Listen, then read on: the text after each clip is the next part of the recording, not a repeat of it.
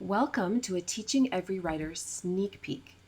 The full online course is coming in October of 2019, but in the meantime, we're excited to share this free series with you to get you started. For more information, please check out our blogs, themeasuredmom.com and thisreadingmama.com, and get on our email lists so you'll get loads of free resources in the meantime. With that, let's move on with lesson number 5, the secret to meeting every writer's needs. Are you ready?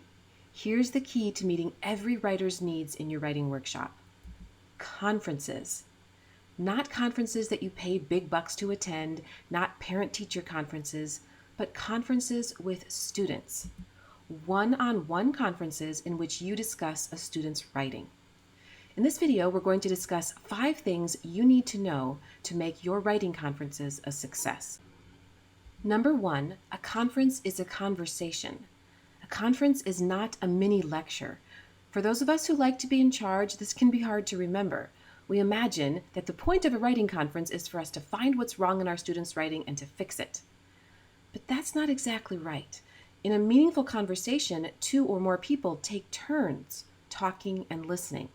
And the success of a writing conference depends on your willingness to listen to your students and take their words into account as you plan what to teach. Tip number 2 is to respond first as a reader. When you listen to a student read his writing to you, focus first on the content and respond as you would in a regular conversation. If a child writes that his cat died over the weekend, would you begin by saying, "This piece doesn't have a clear beginning, middle, and end"? Of course not. You would look your student in the eyes and you would say from your heart, "I'm so sorry to hear that. How are you feeling today?" This may feel obvious, but it often isn't. Because when you look at a piece of student writing, you may be so overwhelmed by its flaws that you're anxious to start fixing them up. That's why it's so important to actually have your student read the writing to you before you read it yourself. Be a listener first and a teacher second. Of course, even though it's important to be a listener and an encourager, we don't want to lose sight of our main conferring role, to teach. Your job is to find out from your students what writing work they're doing and teach them how to do that work better. You can start with an open-ended question. What are you doing today as a writer? Now, your students will need a little coaching to learn how to answer this question, but in time, they'll be able to tell you what they're doing. Listen carefully to the answer, continue the conversation, and decide what to teach. Now, as you decide what to teach, remember this tip. Your goal is to improve the writer, not the writing. This concept comes from Lucy Calkins, one of the biggest names in teaching writing today. Your goal is to help the student become a more skillful writer, not to make this particular piece the best it can be. So what you want to do is teach something that is transferable. Can your student use what you're teaching tomorrow and the day after that, even on a different piece of writing? Finally, keep your conferences short.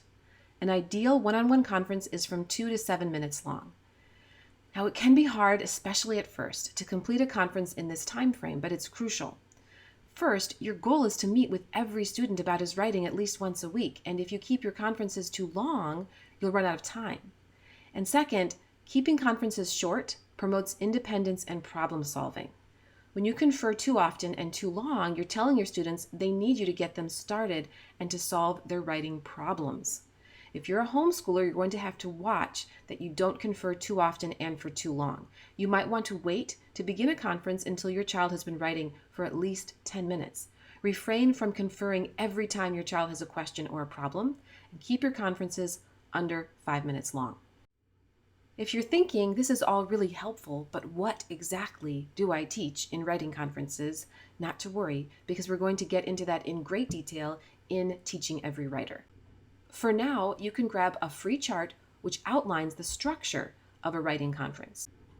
Be sure to scroll below this video to download your freebie. We hope you've enjoyed this sneak peek of Teaching Every Writer, and we'll see you in October.